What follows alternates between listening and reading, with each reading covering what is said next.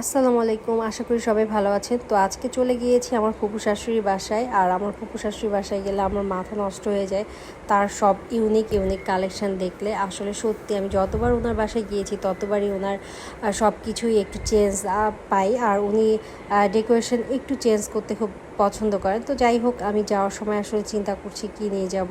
তো তারা আসলে মিষ্টিটা অ্যাভয়েড করে, সো ঝাল কিছু একটা খুঁজছিলাম।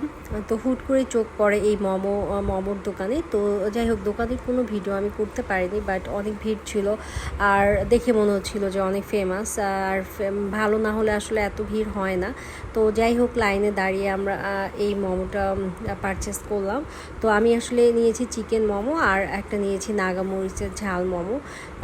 নাগামরিচের ঝাল মোমোটা দেখে আসলে মনে হয় জিভায় জল আসছিল, মানে ওখানেই আমার ট্রাই করতে ইচ্ছা করছিল। যাই হোক, পরে আমি পার্সেল করে নিয়েছি। তো এখন আমি এটা সার্ভ করব।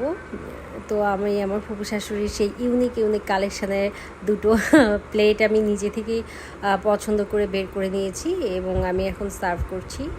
তো সার্ভিং ডিশটা কিন্তু আসলে অসম্ভব সুন্দর ছিল।